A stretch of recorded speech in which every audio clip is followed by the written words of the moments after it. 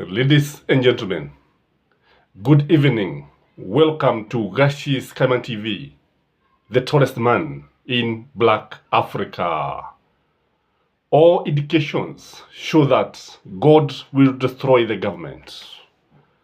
All indications show a government that is on a self-destruction. When the gods want to destroy you, they first make you mad. They make you uwe wazimu, urukwe na kichwa. And this is what is happening to the government. When I heard, or when I saw Boni Karware being shouted down by the mourners, wale waombolezaji wakamshtumu na kumpigia kamsa, wengine wakitoroka na kumwachia viti akivihutubia viti. And again, it was repeated again in another place.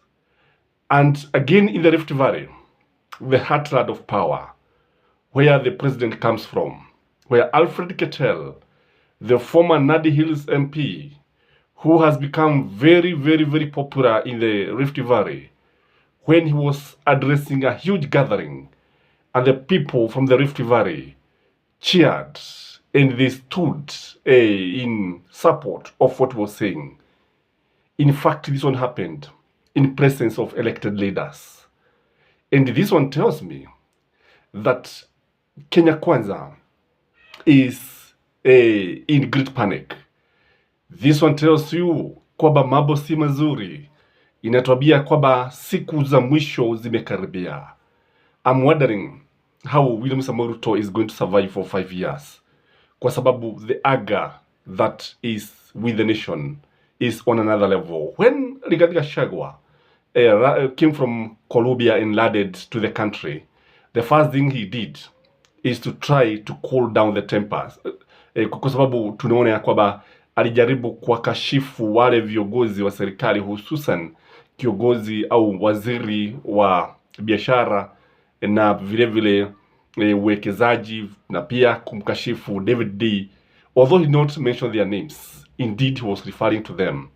And this one must have come after he realized what is happening in the country. Remember, even Moses Kuria, he declared himself as the president, as the one who is in charge, when the three powerful men, that is William Samoei Ruto, Gachagua, and the prime cabinet secretaries, when they are not in, he told people that he's the one who is in charge. So when you look at this is madness, by the way. That's what I'm saying, that when the gods want to destroy you, they make you mad. I can tell you that William Samoei Ruto will find it laugh. You know, he has been on the campaign trail. He has been campaigning all the time. They have been going from one country to the other, moving from one county to the other, spending the taxpayers' money, na wakati huo bei inazidi kupanda.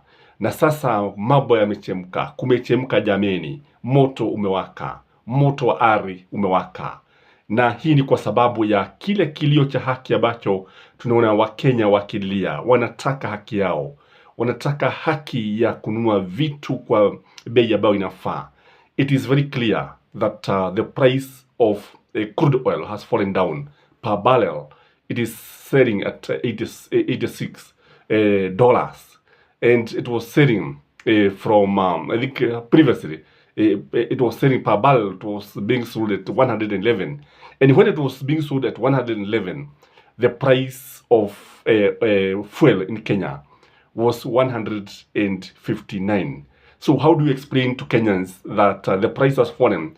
The international crude oil has fallen, but the government is still increasing the prices.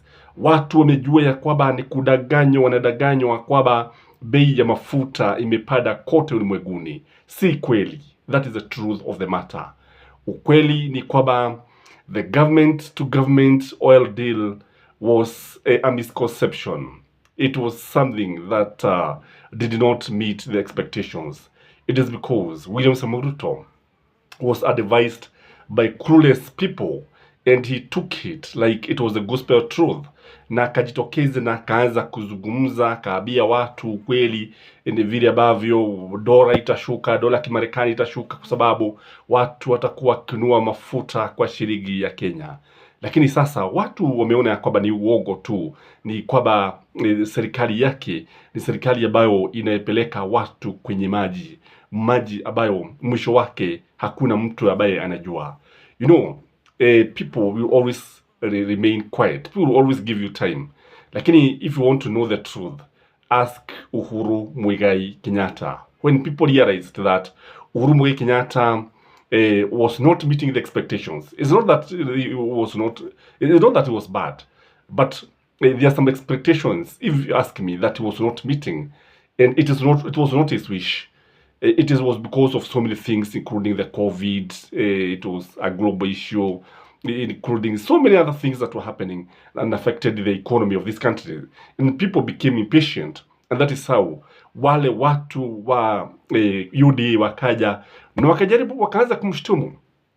I'm wondering how, William Samoei Ruto has just completed his first term in office together with his government, but what we are seeing is that already the masses have lost hope. Already wananchi wanaona kwamba wamegundua ya kwamba Uhuru Muigai Kenyatta was better. In fact, from his Kalenjin community, there is an agreement, and it was heard during that time that Keter was addressing them, that Uhuru Muigai Kenyatta was better. I've been saying it here many times, that William Samoei Ruto falls short of the expectation of the many Kenyans. From the economists, they will tell you that things are not going well. From the businessmen, they will tell you that they are not going in the right direction. Kwamba watu wamegundua kwamba ule wizi ambao unapatikana katika serikali hii ni wizi wa hali ya juu sana. Na ndio sababu nasema Mungu nafikiri amesikia kilio cha Wakenya. Mungu Mola Muumba ameona kilio cha Wakenya, na wakati ambapo amesikiliza kilio cha Wakenya, sasa anataka kuwakomboa. That is the truth of the matter. How he is going to do it, I cannot tell you. But in the fullness of time, God will liberate his people. There is no way that God can let his people to suffer ati kwa sababu matajiri wachache wanaweka pesa ndani mifuko yao, wanaweka darahimu, wakiba mali ya umma, wakiba pesa za wagonjwa ambao wamelazwa katika sadaruki, yani chumba cha kulaza wagonjwa mahututi. Others are in high dependency unit, and the politicians are still stealing our money. Today, I was shocked to realize that a number of hospitals don't have drugs for even something like dialysis. Something that, a number of drugs that are used in ICU, hamna dawa popote. KEMSA has run out of stock. Sio kwamba hawanunui dawa, sio kwamba dawa haziletwi, lakini zinaibwa na wezi ambao wanaifanyia serikali yetu kazi, wezi ambao wameajiriwa na wafanyikazi ambao wanalipa kodi, wezi ambao hawana aibu yoyote ile. Wanaiba dawa hata wakati kina mama zetu wanazidi kujifungua pale katika vyumba vya kujifungua. Hawajali, they don't care, they don't blink when they are stealing our money, and this is happening everywhere. In fact, William Samoei Ruto's government, from the time it was conceived, many people, na unajua vita vya uongo na ukweli, truth will always triumph. That is the truth of the matter. Kwa sababu hakuna wakati ambapo wema unaweza ukashindwa na ubaya. Kwa sababu we had a choice. Na Karua mother told us, and she did not miss in word when she was telling us lile shimo ambalo tutaingia litakuwa vigumu sana kujitoa, na sasa ni Mungu tu atatutoa kwa sababu haiwezekani. And again, I was watching another video by this guy. What's the name of this guy? This comedian, Eric Omodi, yeah. And he was calling all the youth to come out on Tuesday and liberate this nation. He was calling Kenyans to come out for liberation. Na anasema, anawaambia kwamba kusiwe na kijana yote barubaru abaye ataachwa nyuma. What does this tell you, ladies and gentlemen? Is God going to use the youth to liberate this country? Is God going to use people like Alfred to liberate this country? Kwa sababu I can tell you, in the fullness of time, Alfred is going to overshadow William Samoei Ruto. And William Samoei Ruto should be very, very much afraid. This is what William Samoei Ruto did to Arap Moi, and Arap Moi did not take it kindly. Unajua sasa, kile ambacho tunaona ni kwamba what you do to other people will also happen to you.